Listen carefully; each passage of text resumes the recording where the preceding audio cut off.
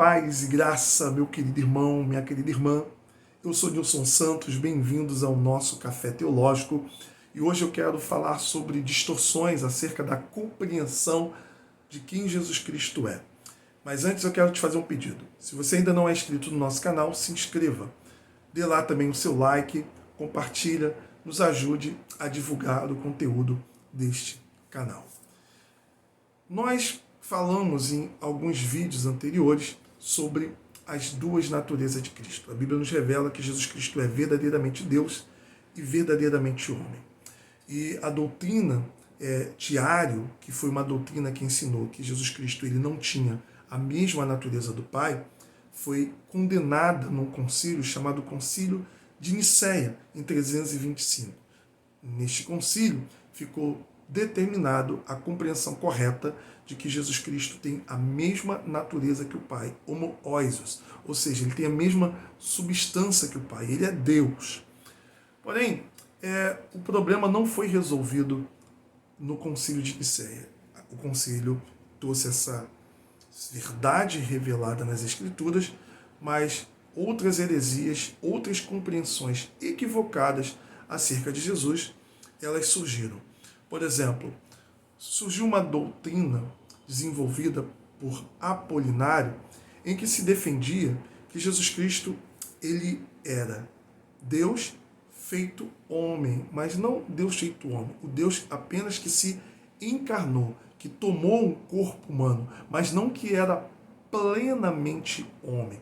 Ou seja, Jesus é Deus e assumiu um corpo, mas não o ser humano completo, não uma alma humana, mas apenas uma carcaça humana. Geralmente, para facilitar, algumas pessoas usam o exemplo de um envelope, né? A carta, Jesus, o envelope, o corpo humano e a carta colocada dentro do envelope.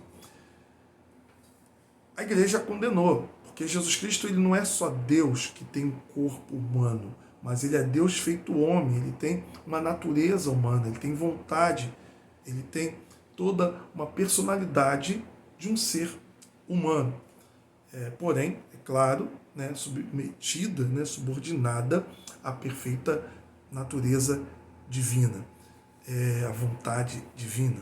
O próprio Cristo, né, ele teve vontade, no episódio lá do Monte das Oliveiras, ele vai dizer, olha, Pai, se possível for, livra de mim este cálice, né? Afasta de mim este cálice. Mas ele subordina a vontade humana à vontade divina. Mas Jesus Cristo, ele é homem, perfeitamente homem. Uma outra heresia que surgiu também no início do cristianismo foi a de dividir a natureza humana e divina. E essa doutrina, conhecida como nestorianismo e condenada pela igreja do concílio de Éfeso, ela dizia que Jesus Cristo ele era Deus, que Jesus Cristo era homem, ele tinha essas duas naturezas, mas de alguma maneira na história ele não tinha uma compreensão da união hipostática, ou seja, da união perfeita dessas duas naturezas. Era como se ele atribuísse a cada natureza uma personalidade, como se fossem duas pessoas. Enquanto, na verdade, Jesus Cristo ele é uma única pessoa que possui duas naturezas. Ali na discussão, nesse contexto, você vai ver Nestório sendo condenado no concílio de Éfeso, e havia um termo utilizado naquela época que era Theotokos, ou seja, Maria, mãe de Deus, mas não como uma forma de exaltação da pessoa de Maria, mas como uma forma cristológica de dizer que aquele que nasceu de Maria era verdadeiramente Deus, verdadeiramente homem. Maria não era apenas a mãe da natureza humana de Cristo, ou seja, não se pode dividir a natureza, é mãe da pessoa de Jesus Cristo, que é verdadeiramente Deus, verdadeiramente homem. E Nestório defendia Cristotocos apenas como mãe da natureza humana, como se alguém pudesse ser pai ou mãe apenas de parte de uma outra pessoa.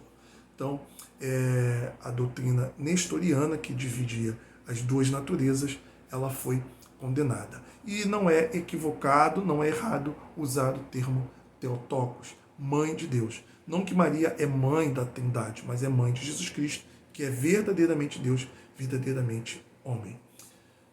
Uma terceira heresia que eu quero citar hoje aqui é a do eutíquio, o eutiquianismo.